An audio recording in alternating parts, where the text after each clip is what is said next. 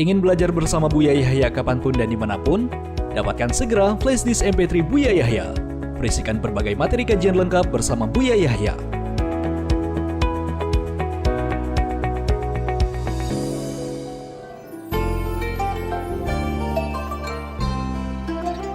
Assalamualaikum warahmatullahi wabarakatuh. Assalamualaikum warahmatullahi wabarakatuh. Allahumma sholli ala Sayyidina Muhammad wa ala ali Sayyidina Muhammad. Terima kasih waktunya saya sampaikan kepada Buya. Mudah-mudahan Buya selalu diberi kesehatan oleh Allah Subhanahu wa Ta'ala.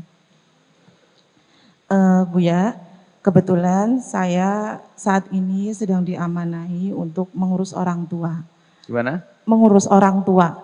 Ngurus orang tua? Nggih, kebetulan orang tua saya itu telah diamputasi kedua kakinya.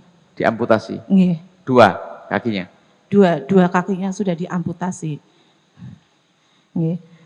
Nah, ketika saya merawat orang tua, kadangkala ada perasaan lelah, ada perasaan kayak seperti putus asa seperti itu. Nah, akan tetapi lama-kelamaan saya menyadari bahwa oh iya, ini surga saya untuk merawat orang tua. Akan tetapi kadang-kala saya sering tanpa sengaja itu membicarakan orang tua kayak gitu loh Bu ya. Pada anak misalnya, ya senengnya mbah seperti itu, ini, itu. Nah itu apakah itu salah satu dosa saya, apakah itu bisa diampuni ketika saya ingat, oh ya ini dosa, astagfirullahaladzim. Anda ngomongin orang tua dengan siapa? Kadang dengan anak saya, kadang dengan suami gitu.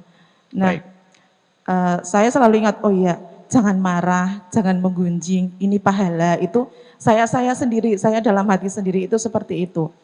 Nah, akan tetapi kadang-kadang kan orang tua seperti anak kecil gitu loh Bu ya. Jadi saya ada perasaan lelah, capek seperti itu. Tapi seringkali ketika saya seperti itu saya oh iya ya mungkin ini jalan saya untuk mendapatkan surga. Oh ya mungkin ini pahala saya karena dulu mungkin saya banyak sekali dosa-dosa, sampai sekarang pun saya banyak sekali dosa. Nah itu seperti itu. Apakah saya ketika merawat orang tua itu apakah pahala saya tetap mengalir atau akan hilang karena saya sering menggunjing orang tua, itu seperti itu. Mungkin itu saja Bu ya, terima kasih. Assalamualaikum warahmatullahi wabarakatuh. Assalamualaikum warahmatullahi wabarakatuh. Mengabdi kepada ibunda itu luar biasa, ayahanda juga. Betul itu surga. Cobaan yang boleh ditata hati. Ada suatu ketika salah satu sahabat Nabi itu ingin mengabdi kepada ibundanya seperti yang Anda sebutkan. Nggak bisa berjalan. Ibunya baik. Sehingga pada zaman Sayyidina Abdullah bin Umar, sahabat Nabi, anaknya Sayyidina Umar bin Khattab, imamnya Sayyidina Abdullah bin Umar, muftinya, alimnya. Sehingga ibundanya ini pengen umrah, dibawa umrah atau haji begitu. Cuman karena beliau tidak bisa berjalan, kemudian bahasa sekarang diamputasi begitu.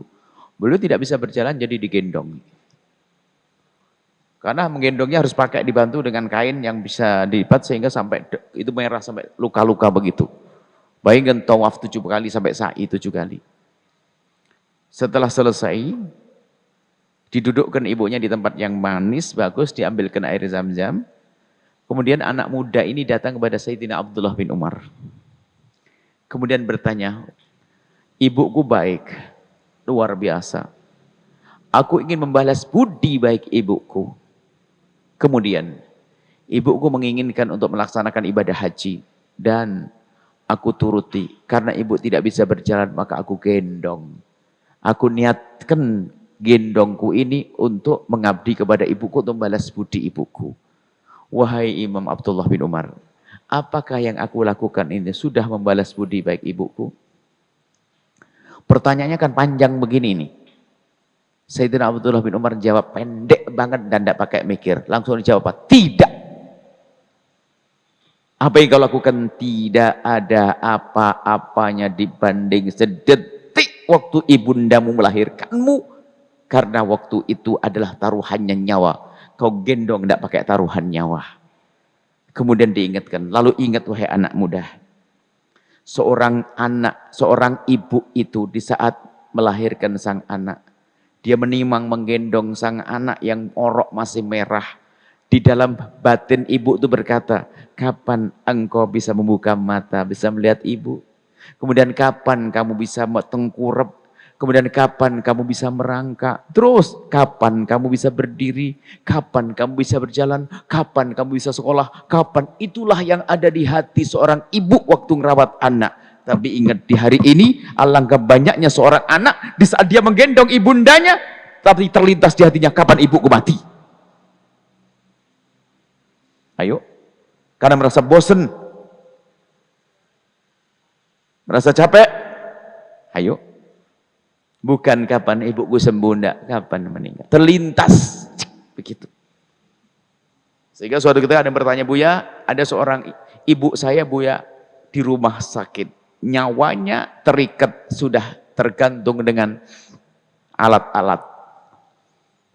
Dan menurut dokter sudah enggak mungkin. Secara dohir enggak ada harapan. Apakah boleh dicabut? Kalau dicabut gimana? Langsung mati. Tidak boleh dicabut. Detik-detik terakhir kehidupan ibundamu itu emas, saat istimewa untuk mengabdi. Jangan sampai dicabut oleh Allah.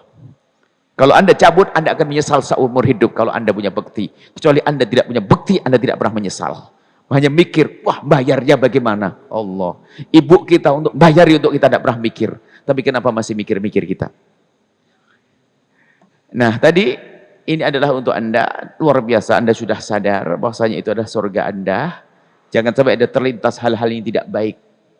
Dan itu Sayyidina Umar menyebut, benar itu. Biasanya seorang anak begitu. Dengan bahasanya apa? Kasihan ibu. Biar cepat mati aja. Allah. Karena kalau sudah durhaka halus itu sengsara hasilnya. Dan memang ibu itu ada dua macam, ayah ada dua macam. Tapi nasib baik tetap orang beruntung. Ada orang tua yang baik, ada orang tua yang tidak baik. Tapi kalau sudah anak beruntung, biarpun orang tuanya nggak baik secara dohir, secara batin, tetap sang anak bisa baik. Tapi begitu sebaliknya, dasar anak sengsara, biarpun bapak ibunya baik, dia tetap kurang ajar. Nasib buruk tuh anak. Tapi sebaliknya, ada ibunya nggak baik, tapi anak baik. Sampai dikatakan, kalau seorang anak serius mengabdi kepada bapak ibunya, serius mengabdi, tulus, maka ketahuilah Allah akan beri kebaikan biarpun orang kafir. Orang kafir, bayangkan, tidak beriman kepada Allah, tapi kalau dia baik dengan bapak ibunya, Allah akan balas dengan kebaikan.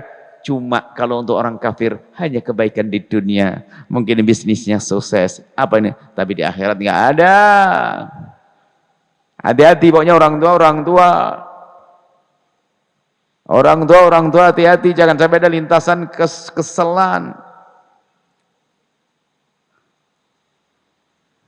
Saat merepotkan orang tua kita, ketahuilah beliau tidak pernah buang air kencing di pangkuan kita, tapi kita dulu sering kencingin ibunda kita.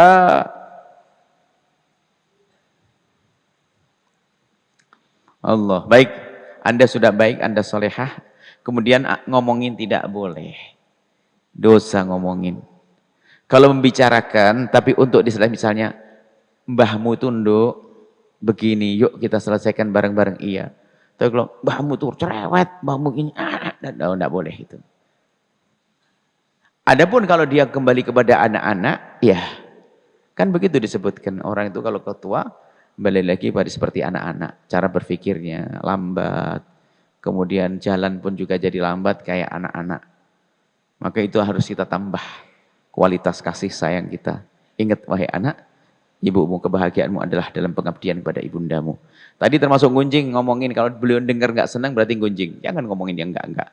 Apalagi kepada cucu. Nanti cucunya, giliran cucunya nanti kepada ibunya nggak baik juga. Karena apa? Dulu mbah diomongin sama ibu.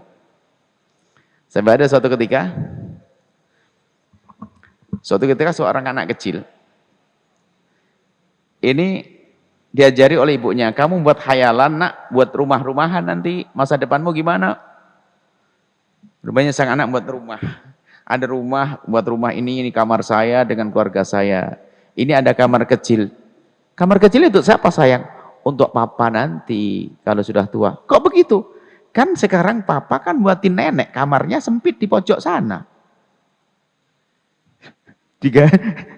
Sudah direncanakan mana dibuatin nih kamar kecil juga di samping. Masya Allah.